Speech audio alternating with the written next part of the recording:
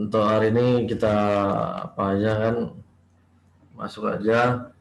Jadi Putri semester 6 ya? Halo? Iya Pak, Oh, semester semester 6. 6. Semester 6 kelas pagi memang hanya satu orang. Awak sendiri? Gimana Pak? Hanya Putri sendiri di kelas ini yang masuk pagi jam 8. Iya Pak, di HTN saya sendiri Pak. Oh, oke. Berarti sudah apa ya jurusan ya? Pembagian Apa? prodi ya. Udah pembagian eh, Konsentrasi. konsentrasi.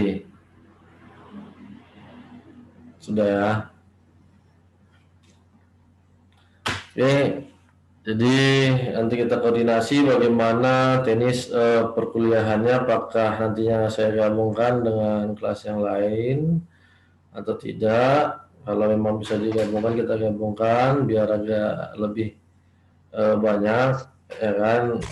Nggak berdua aja sama kayak semester lalu juga saya hanya satu ada mahasiswanya, namun memang ada satu kelas jadi tidak bisa digabungkan dengan yang lainnya. Jadi ini hari pertemuan pertama kita, mohon maaf pertemuan yang lalu belum bisa saya buka kelas. Karena kalau yang pertama karena untuk RPS-nya belum siap, ya kan. Yang minggu keduanya karena ketepatan saya lagi di luar sehingga terlambat kemarin untuk buat zoom-nya. Jadi hari ini kita pertemuan pertama untuk mata kuliah hukum kelembagaan negara. Nah, kalau kita lihat dari RPS-nya ataupun dari rencana studi yang telah ditetapkan, ini runtutan ataupun kelanjutan ataupun penjabaran dari hukum tata negara, ya kan. Nah, kalau kita sama tahu kan hukum tata negara, mesti ingat apa itu hukum tata negara, Putri? Ini kan konsentrasinya HTN nih, ya kan. Iya HTN itu Pak, apa? udah lama Pak nggak baca bukunya Pak. Negara Ya, turun. iya secara garis besar kan. Nah, apa itu kan untuk HTN itu? Apalagi yang ngambil konsentrasi ini harus apa? Pak, ada bekerja Putri atau memang fokus kuliah aja? Ada sambil kerja juga Pak. Kerjanya siang ya? Iya Pak, siang. Bisa kuliah pagi ya. Nah, kalau kita lihat lah dari tata Kata hukum di Indonesia, ya kan, HTN itu kan termasuk kepada hukum publik yang mengatur hubungan antara negara dengan rakyatnya. Nah, di mana hukum tata negara ini, ya kan, bahkan hukum yang mengatur bagaimana negara dalam menjalankan fungsi pemerintahannya, yang bagaimana dia bisa menjalankan daripada konstitusi. Nah, dalam mata kuliah ini juga sedikit menarik bagi saya karena selama saya mengajar baru 9 tahun, ya kan, saya baru pertama kali ada mata kuliah hukum kelembagaan negara ini. Mungkin karena kampus di mana saya sebelumnya itu tidak mengenal, dengan hukum kelembagaan negara ini. Hanya saya sempat kemarin bertanya kepada Kaprodi gitu ya. Nah, jadi setelah lihat kan ternyata dia masuk kepada tata negara. Nah, jadi nanti untuk pertemuan kita apabila nantinya tidak bisa melalui Zoom, nanti akan kita lakukan dengan apakah masih bisa dia dengan video record untuk semester ini. Saya ada juga Pak mata kuliah apa kemarin video gitu juga Pak semua Pak. Mata Video record kuliahnya ya. didapatkan video. Oh, berarti masih bisa ya menggunakan video. Nah, saya pikir kan nggak bisa. Nanti kita lihatlah bagaimana saling komunikasi dua arah, ya kan, mengingat kita masih masa pandemi, belum bisa tatap muka. Kalau saya sih sebenarnya lebih enak kuliah tatap muka gitu daripada lewat online ini. Kenapa? Ya jaringan yang pertama kan gitu dia. Nah, yang kedua juga tidak saling berinteraksi secara real kan.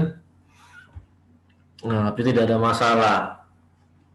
Jadi untuk pertemuan kali ini kita hanya pengantar aja untuk terlebih dahulunya, ya kan, mengingat juga bahan atau materi perkuliahan itu masih belum saya rampungkan, ya kan. Jadi nanti akan saya coba tampilkan nantinya di portal, kan. Suara saya bagus kan didengar? Halo Putri, halo, halo, halo, Iya Pak. ya, dengar kan suara saya?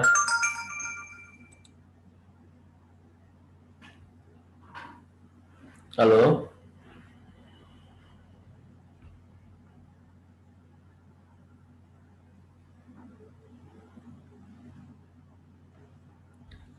halo.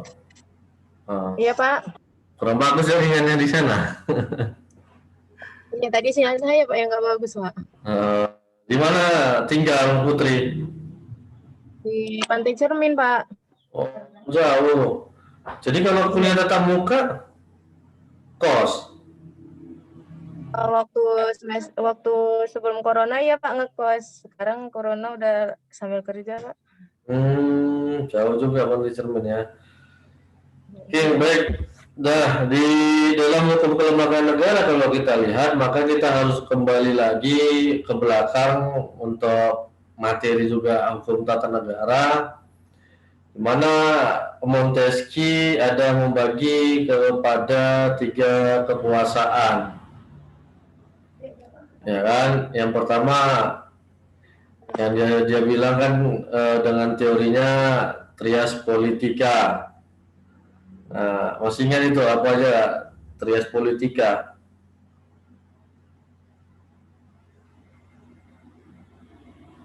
Suaranya mana Putri?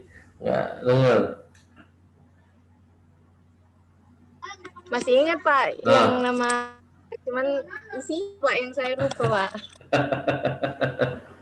Sudah jarang kali Pak baca. Wah, itu nggak mulai apa kan, karena itu merupakan induk daripada kajian hukum tata negara, ya kan, apalagi konstitusi dan Pancasila itu harus memang benar-benar dihafal benar kan gitu, karena tanpa itu tidak bisa, ya kan.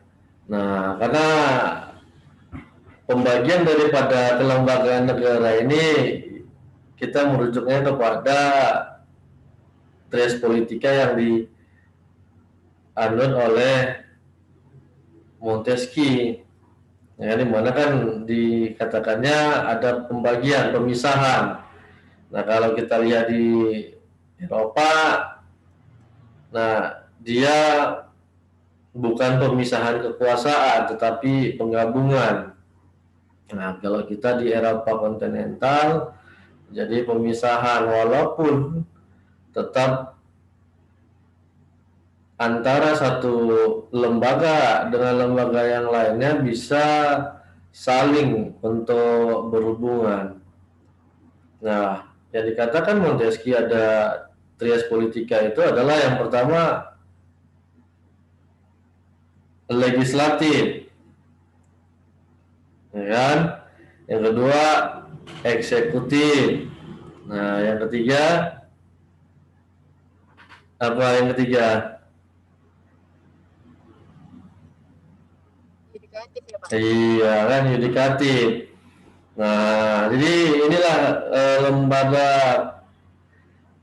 kekuasaan yang ada di negara, di mana legislatif adalah membuat daripada kebijakan yang akan dilakukan oleh pemerintah, yaitu hierarki peraturan perundang-undangan, ya kan, berdasarkan undang-undang nomor berapa, hierarki peraturan perundang-undangan. Ayo, ini anak HTN harus tahu loh, iya kan? Di semester 2 kalau Iya, pengantar hukum Indonesia itu ada tuh, ya kan, di HTN juga ada. Nah, ada di kampus kita mata kuliah legal drafting, ya di HPI API, ya, itu dijelaskan, belum. ya kan. Nah, jadi kalau memang konsentrasinya memilih HTN yang menjadi dasar ataupun dasar hukum lah, landasan fundamentalnya itu harus Putri kuasain, ya kan? Karena HTN ini banyak diperlukan di tengah-tengah masyarakat. Nah, cuma kan banyak yang tidak mampu untuk menguasainya karena tingkat kesulitan hukum tata negara ini lebih sulit daripada hukum yang lainnya. Kenapa? Karena dia harus banyak mengkaji daripada teori, ya kan? Nah, makanya banyak yang kurang berminat untuk mengambil konsentrasi HTN ini. Itu dia, karena memang harus orang-orang yang banyak ingin berpikir, kan gitu. Nah, tapi mudah-mudahan lah Putri nanti bisa, kalau memang ada tujuannya untuk berkarir di dunia pendidikan biasanya, tapi kalau enggak ya setelah tamat S1 agak dilupakan lagi, ya kan. ada keinginan untuk jadi peneliti, pengajar, untuk lanjut S2.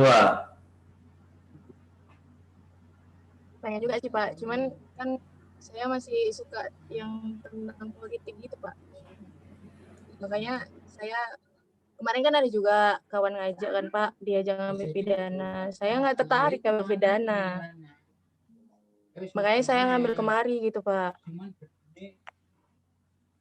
Ya itu tadi, jangan ini sebagai pelarian, saya bilang kan, jangan, sayang nantinya untuk pendalaman ilmunya. Jadi di dalam kekuasaan daripada legislatif itu, ya kan, merupakan sebagai pembuat daripada kebijakan. Kalau kita lihat di dalam urutan hierarki peraturan perundang-undangan, ya kan, yang diatur di dalam Undang-Undang 12 tahun 2011 tentang peraturan perundang-undangan, Nah, dikatakan ada 7 tingkatan yang tertinggi, ada 7 tingkatan yang tertinggi untuk sebagai landasan hukum bagi setiap orang ataupun pemerintah dalam melaksanakan kebijakannya, dalam melaksanakan fungsi pemerintahan. Nah, yang pertama dan paling utama yang menjadi kiblat daripada bangsa Indonesia, sama seperti kita yang beragama Islam, yaitu Al-Quran. Nah, maka kitab suci untuk masyarakat Indonesia adalah Undang-Undang Dasar 1945. Nah, di dalam Undang-Undang Dasar 1945 inilah dicantumkan mengenai lembaga-lembaga negara, hubungan antar lembaga negara tersebut. Nah, siapa-siapa saja lembaga-lembaga negara, ada negara departemen, ada non-departemen, kan gitu, ada lembaga tinggi negara, ya kan. Nah, kalau lembaga tinggi negara itu adalah MPR, kan itu. Nah, Majelis Permusyawaratan Rakyat. Nah, kalau dulu MPR itu sebelum amandemen adalah lembaga tertinggi. Nah, ini ternya dibuang jadi tinggi. Jadi tidak untuk dianggap memiliki kekuatan yang tanpa batas, kan gitu. Nah, Undang-Undang Dasar inilah yang nantinya akan kita coba kupas satu demi satu mengenai apa saja lembaga-lembaga negaranya, seperti ada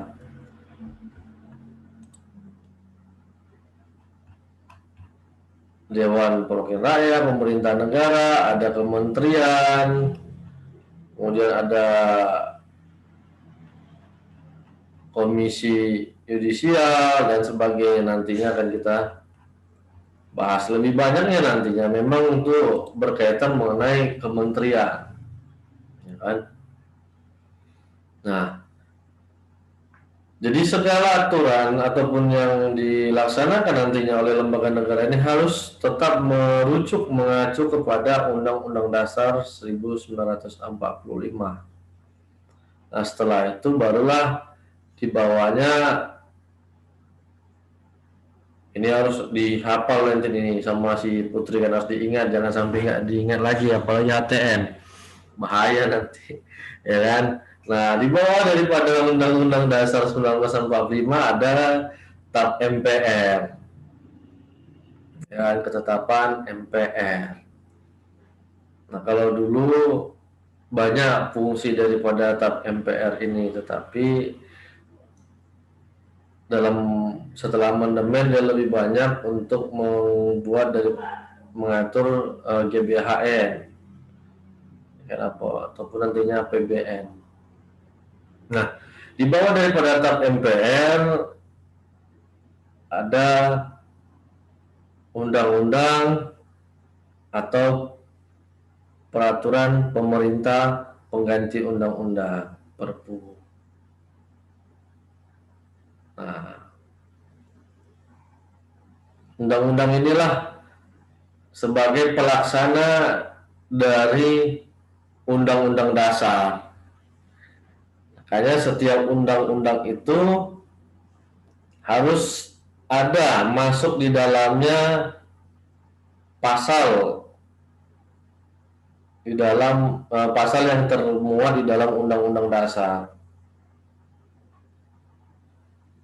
Nah, kalau undang-undang nanti tidak ada membuat pasalnya, nah itu tidak bisa, artinya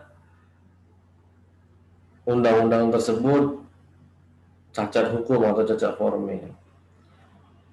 Nah, kemudian peraturan pemerintah pengganti undang-undang yang dibuat oleh hak prerogatif presiden ketika terjadinya suatu hal yang mendesak. Nah, untuk menafsirkan mendesak inilah yang sulit, hanya presiden lah yang memahami apa itu yang dimaksud dengan mendesak. Dengan keadaan genting, keadaan rawan. Nah, baru di bawah undang-undang tersebut ada peraturan yang melaksanakan daripada undang-undang tadi. Apa? Yaitu peraturan pemerintah. Ya kan? Nah, peraturan pemerintah sebagai pelaksana daripada undang-undang. Dan kemudian setelah peraturan pemerintah, urutan berikutnya 5 yaitu peraturan presiden.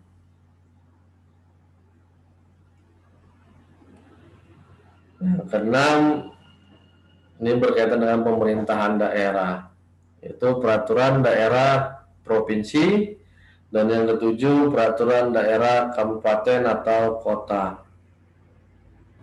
Nah, inilah ketujuh hierarki peraturan perundang-undangan yang menjadi rujukan dalam pelaksanaan pemerintahan. Walaupun di luar daripada peraturan-peraturan ini masih ada peraturan-peraturan lain yang bisa dibentuk oleh lembaga-lembaga negara dengan syarat dan ketentuan, ya kan? Peraturan yang di bawahnya tidak boleh menyampingkan peraturan yang ada di atasnya. Nah, seperti apa itu peraturannya? Ada peraturan Mahkamah Agung, ada peraturan menteri, ya kan? Ada peraturan polisi, ada peraturan TNI. Nah, jadi seluruh peraturan-peraturan lainnya tersebut harus tetap merujuk kepada 7 hierarki peraturan perundang-undangan yang tertinggi. Dan dari seluruh peraturan perundang-undangan yang ada wajib merujuk kepada Undang-Undang Dasar Negara Republik Indonesia tahun 1945. Nah, inilah sebagai grand norm, ya kan, hukum dasar bagi lembaga negara dalam melaksanakan setiap kebijakan, dalam melaksanakan aktivitas-aktivitasnya dalam lingkup administrasi negara. Nah, jadi kalau hukum kelembagaan negara ini sebenarnya sudah masuk kepada sub daripada mata kuliahnya, yaitu HAN, Hukum Administrasi Negara. Kita akan mengkaji bagaimana aktivitas-aktivitas yang dilaksanakan oleh lembaga-lembaga negara ini apakah sesuai dengan tupoksinya atau tidak, gitu. Nah, yang kedua, kekuasaan yang dibuat oleh Montesquieu adalah eksekutif sebagai pelaksana daripada undang-undang.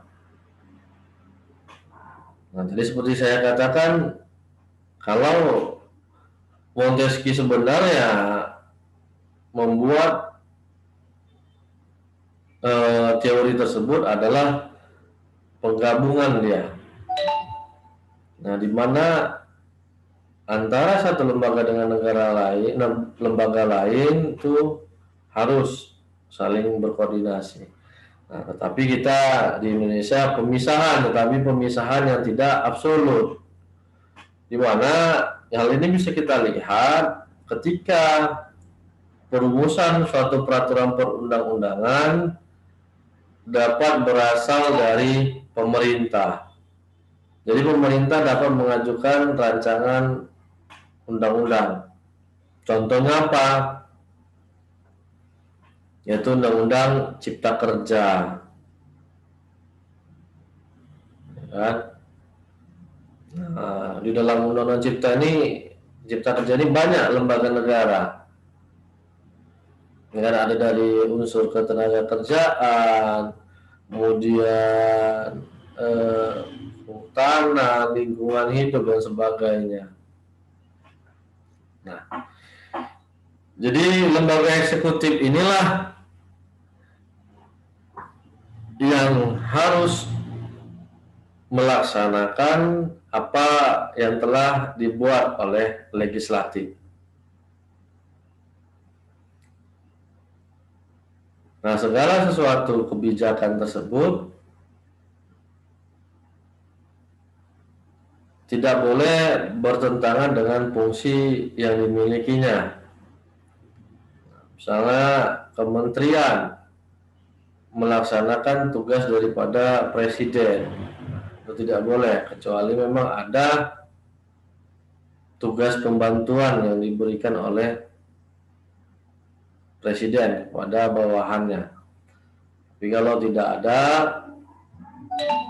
maka hal tersebut tidak dibenarkan, kan gitu dia. Nah, sebentar.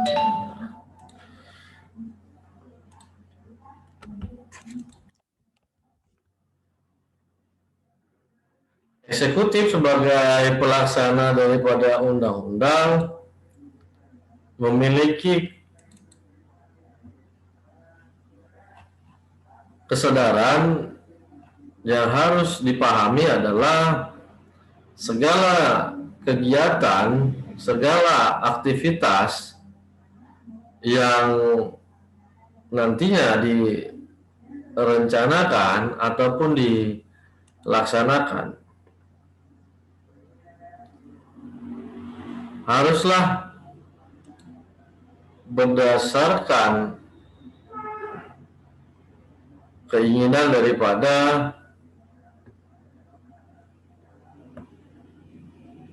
masyarakatnya. Ya kan? Jadi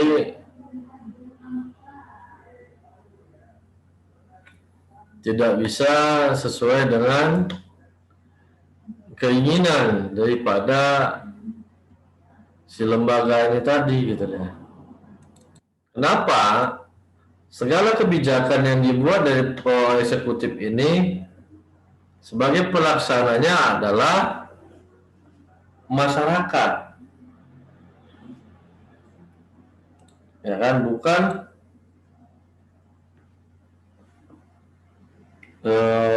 pemerintah gitu ya. Nah, tapi masyarakat. Makanya ketika kebijakan yang dibuat itu tidak mencerminkan daripada salah satu tujuan hukum, inilah yang mengakibatkan kegiatan yang dilakukan oleh lembaga negara ini tidak memenuhi daripada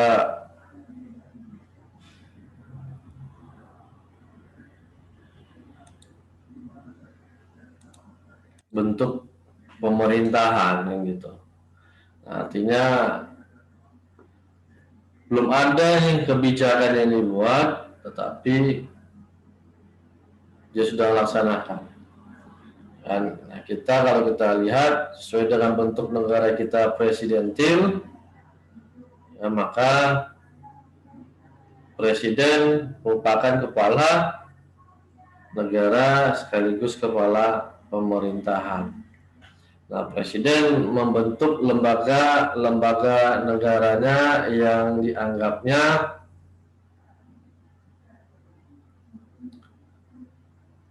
dapat melaksanakan tugas yang membantunya untuk mensejahterakan daripada masyarakat. Kan inti daripada lembaga-lembaga negara ini adalah mewujudkan kesejahteraan umum, mewujudkan daripada apa yang diinginkan oleh rakyatnya. Nah, makanya dengan kita bentuk pemerintahannya presidentil, seluruh tanggung jawab nantinya lembaga-lembaga negara tersebut adalah kepada presiden atau pemerintah pusat.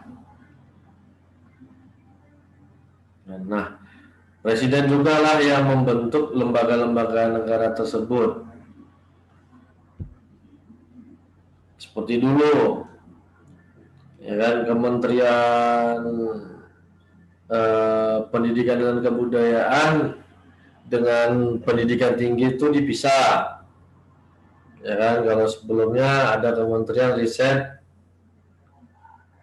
dan Teknologi yang bertugas untuk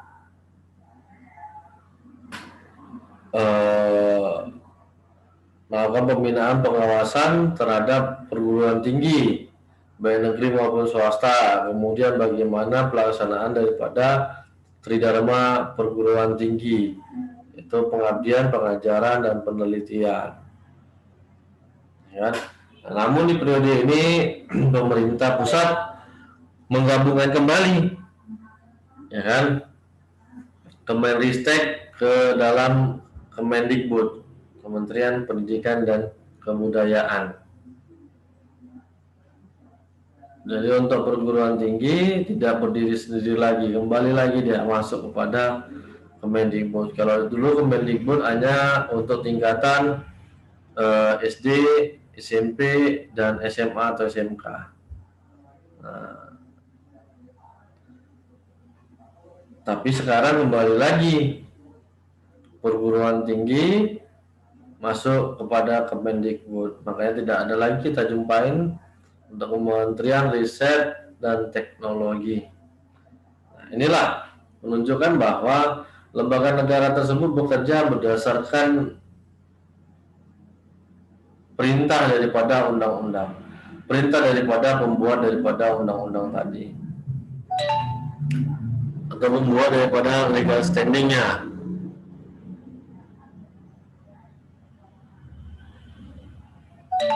Itu dia. Nah,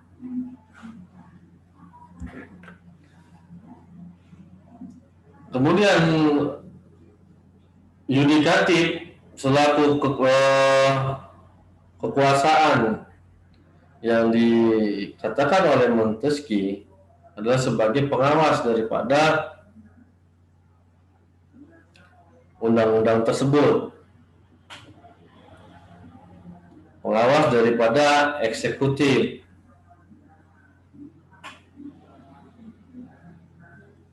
Nah, maka eksekutif dalam melaksanakan tugasnya telah berdasarkan peraturan perundang-undangan atau tidak, atau malah sewenang-wenang dan melampaui batas kewenangannya dalam melaksanakan tugasnya sebagai lembaga negara. Nah, yudikatif ini di dalamnya ada dua mahkamah sebagai pengawasnya.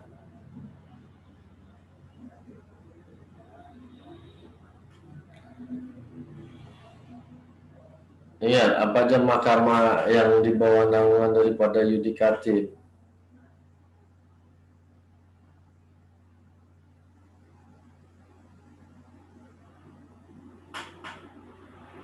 Halo Putri. Nah, Apa saja mahkamah yang ada di yudikatif ini yang dibentuk sesuai dengan kewenangannya.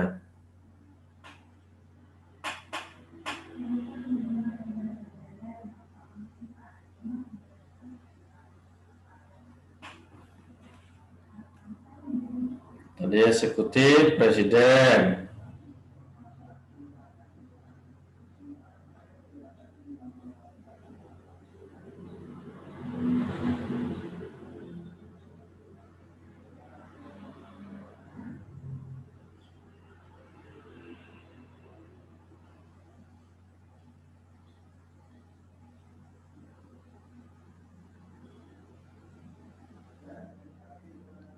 Kan maka yudikatif itu sebagai pengawasnya ada Mahkamah Agung dan Mahkamah Konstitusi. Ya, Mahkamah Agung dia lembaga peradilan yang berkaitan dengan publik. Nah, Mahkamah Konstitusi berkaitan dengan uji materi daripada peraturan perundang-undangan. Itu undang-undang terhadap undang-undang dasar. Nah, kalau peraturan pemerintah terhadap undang-undang itu sudah menjadi kewenangan dari Mahkamah Agung. Nah, selain itu, yaitu kewenangan MK adalah penyelesaian terhadap sengketa pemilu. Dan yang baru kita laksanakan pesta demokrasi, banyak ternyata para calon yang mengajukan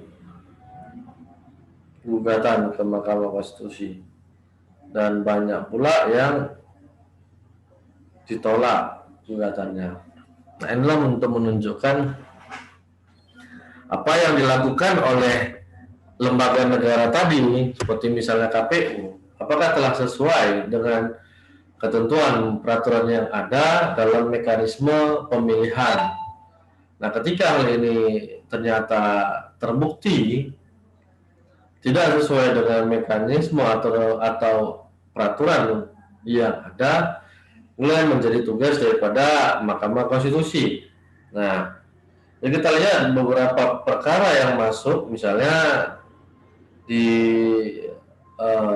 Samosir atau Labuan Batu saya ingat. Nah, itu majelis hakim mengabulkan daripada permohonan pemohon yang menyatakan ada beberapa TPS yang tidak sesuai dengan ketentuan sehingga harus dilakukan pemungutan ulang. Nah, inilah membuktikan bahwa eksekutif ini dalam menjalankan tugasnya harus menggunakan prinsip kehati-hatian yang dianut oleh perbankan. Kalau di HTN ada belajar konsentrasinya tentang perbankan, enggak?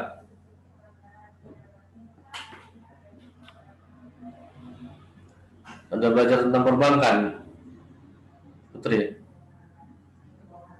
Nah, itu begitu tidak mengkaji ke sana. Inilah untuk membuktikan bahwa lembaga negara tidak memiliki kekuasaan yang absolut. Lembaga negara tidak semata-mata adalah sebagai penentu kebijakan yang tidak bisa dikritik. Nah, bentuk negara parlementer saja itu masih bisa dikritik oleh parlemennya. Apalagi bentuk negara kita republik kan gitu. Dengan sistem demokrasi. itu diberikan kebebasan kepada masyarakat ataupun setiap orang untuk dapat memberikan aspirasinya. Tapi aspirasi yang masih dalam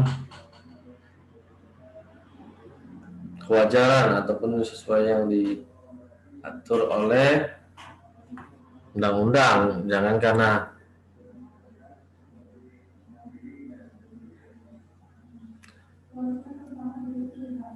dia memiliki kewenangan sehingga dapat bertindak melampaui batas kewenangannya, kan gitu. Nah, ini yang tidak dibenarkan. Dia. Nah,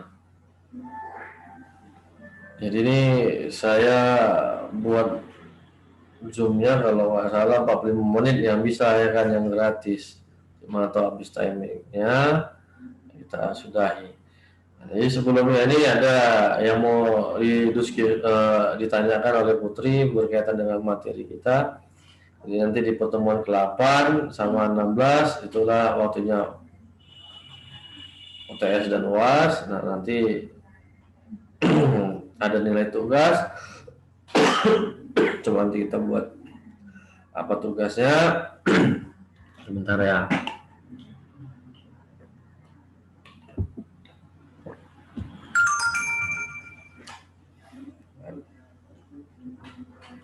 Tapi saya luar biasa lihat kampus kita ini Unpad.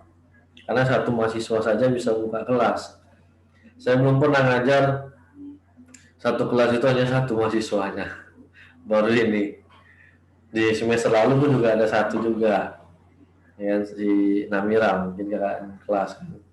Nah, hanya saya nanya juga sama Bu Oni kan, Bu, itu satu kelas ada satu aja mahasiswanya dibuka? Iya. Hanya luar biasa. Jadi jangan sampai disia-siakan. Ini ibaratkan les privat jadinya, ya kan? Nah, jangan malu untuk bertanya. Mungkin kalau banyak temannya, ya bisa segan, malu bertanya. Tetapi karena ini ya seperti les privat kan. Nah, jadi mana yang tidak paham, mana yang ingin dipertanyakan, silakan ya gitu, berkaitan dengan materi perkuliahan kita ataupun adanya rempet-rempet di luar itu, sepanjang itu tidak melanggar ketentuan yang ditetapkan oleh pihak kampus ataupun prodi, ya kita akan bahas gitu ya. Nah, jadi di hari Selasa ada masuk mata kuliah apa saja, Putri, atau hanya saya saja? Apa? Untuk di hari Selasa mata kuliah apa saja yang masuk? Ada satu lagi Pak, anggaran desa. Oh, jam? Jam 9.40 Pak, sampai jam 11. Setelah inilah ya. Iya Pak. Itu dia. Anggaran desa. ADD, anggaran dana desa. Saya juga nggak kenal nih banyak sama dosen, apalagi baru juga. Ya dulunya dari kampus lain, baru pindah di tahun ajaran 2020 ini. Ini semester kedua lah saya mengajar.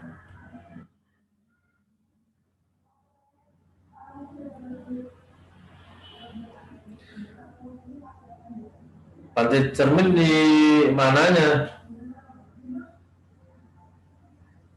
Di Kota Pari Pak, dekat pantai. Oh,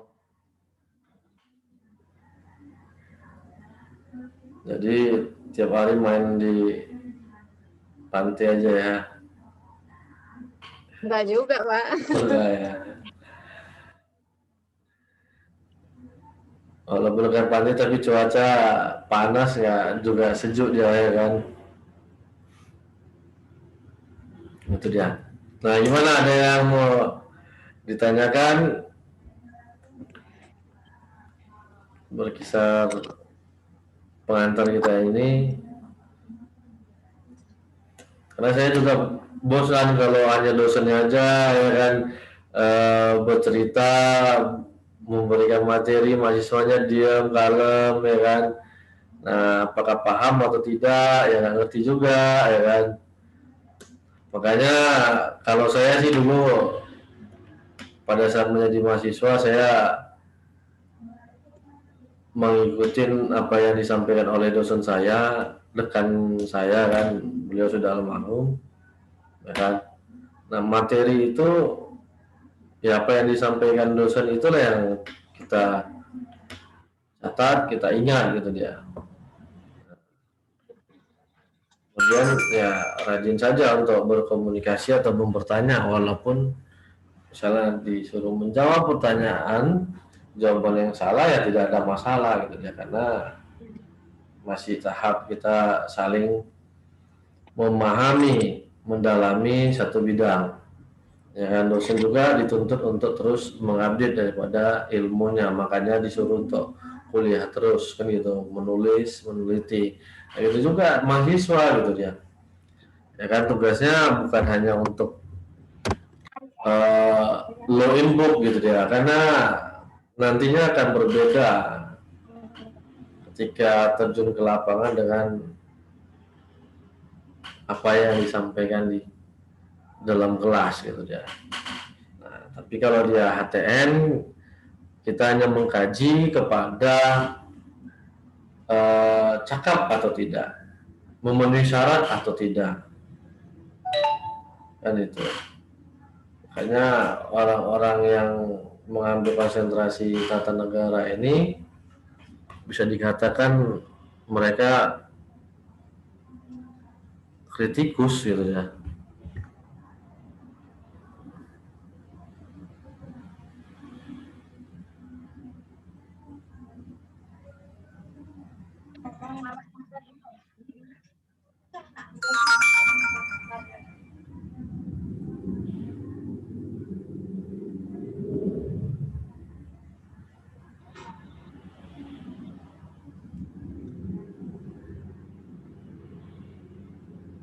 Nah, ini ada kegiatan ini di hari Rabu jam 10, dinamika ambang batas parlemen 2024.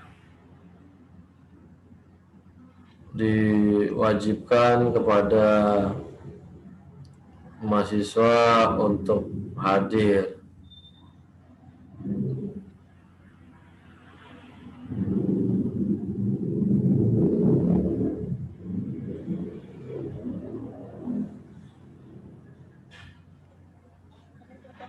Nanti bisa didaftarkan dirinya. Saya bagikan linknya tadi, baru dikirim sama Ibu Kaprodi kita. Itu. Nah, gimana Putri Ayunda, nama lengkapnya? Iya, Pak. Coba tanya lagi masih kawan yang mana tahu ada yang masuk lagi kelas kan. Nah, kalau satu, kalau tetap muka, ini ngapa kita ya kan? Lalu coba apa ke video record atau bagaimana nanti? Gimana? Ada yang mau didiskusikan?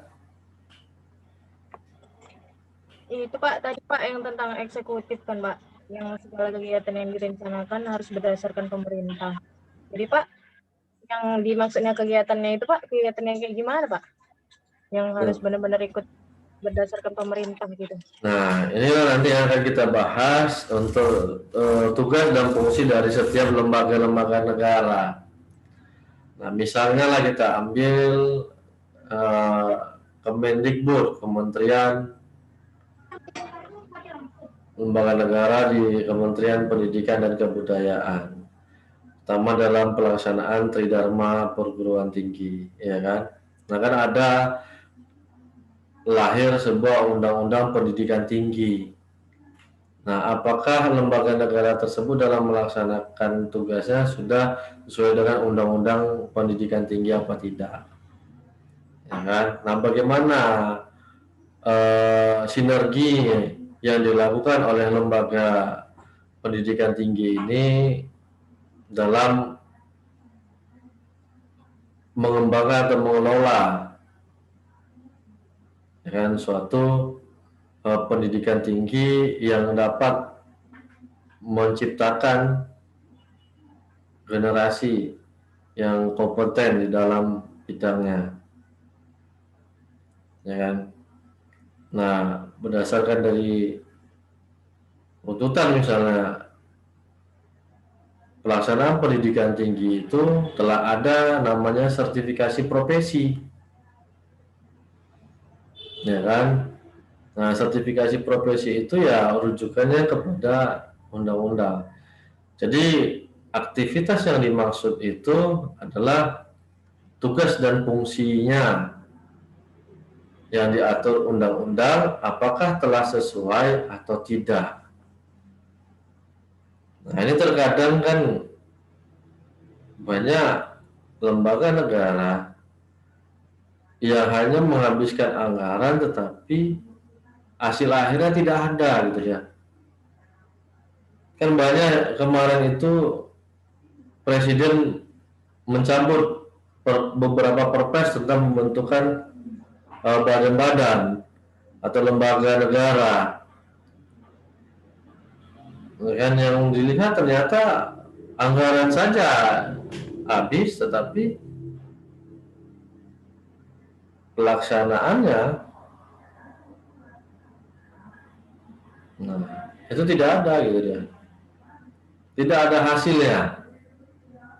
Nah, inilah yang nantinya akan kita bahas bagaimana sih sebenarnya suatu lembaga negara ini dapat berjalan sesuai dengan koridor yang ada, berjalan sesuai dengan undang-undang dasar, undang-undang maupun peraturan yang lainnya. Nah, jadi aktivitas itu berkaitan dengan tugas dan fungsinya gitu ya. Apa tugas dan fungsinya yang diatur oleh undang-undang ini? Ya kan, telah sesuai enggak apa yang diharapkan oleh pemerintah pusat, yaitu presiden? Karena yang membentuk lembaga-lembaga negara ini bukan legislatif, kecuali diatur tersendiri oleh undang-undang dasar, ya kan? Nah, tetapi kalau dia tidak diatur oleh undang-undang dasar, nah, kita ambil contoh badan apa namanya pengawasan atau pengembangan ideologi Pancasila, ya kan, BPIP. Coba bagaimana outputnya yang dibuat, bagaimana hasil akhir dari badan-badan ini? Ini kan lembaga negara non kementerian yang dibentuk oleh presiden yang tujuannya untuk mempertahankan katanya ideologi negara. Tetapi bagaimana pelaksanaannya sampai saat ini? Bagaimana aktivitas yang sudah dilakukannya gitu ya? Apakah dia sudah pernah melakukan sosialisasi atau membentuk satu penataran, membentuk satu pelatihan setiap kabupaten kota ataupun provinsi untuk menanamkan cinta kepada Pancasila gitu, bukan malah menciptakan suatu ideologi yang baru gitu ya. Nah, ini yang saya maksudkan tadi ya, bagaimana aktivitasnya. Karena hukum lembaga negara ini kita lebih banyak memfokus kepada kajian daripada administrasi negaranya, aktivitas-aktivitasnya, tindakan-tindakannya ini gitu. Ya, ketika tidak sesuai, ya kenapa harus dipertahankan oleh pemerintah? Kan sedikit anggaran yang dicucurkan dalam sebuah lembaga pemerintahan. Ya, nah ini banyak yang sudah dibubarkan oleh presiden, saya nggak ingat, tapi ada seperti Komisi Perlindungan Anak pun di kabupaten kota sudah tidak ada lagi. Kenapa? Fungsinya tidak ada memberikan feedback, umpan balik kepada masyarakat. Itu dia. Nah, jadi memang yang kita fokuskan di dalam materi ini nantinya adalah di bidang eksekutifnya, karena eksekutiflah melahirkan lembaga negara ini gitu dia. Nah, ini kan berkaitan juga dengan tugas pemerintah pusat gitu dia, desentralisasi kan. Nah, tapi ini kan kepada daerah. Nah, ini pembagian atau pemberian sebagian kewenangan pemerintah pusat kepada pemerintah yang di bawahnya kalau di dalam pemerintahan daerah. Begitu. Nah, jadi seperti itu dia. Dan aktivitas yang sesuai dengan tugas dan fungsinya. Itu dia Putri. Jadi bagaimana? Apakah kita akhiri kelasnya atau bagaimana?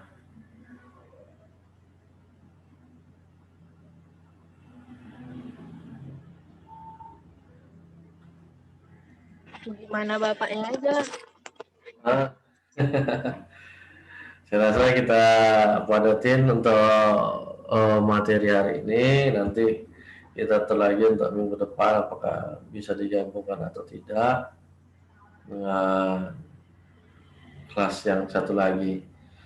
Baik, atau mau laksanakan kegiatan aktivitas yang lainnya, silakan. Sampai jumpa atau minggu depan. Assalamualaikum warahmatullahi wabarakatuh. Waalaikumsalam warahmatullahi wabarakatuh. Terima kasih Pak. Ayo kembali.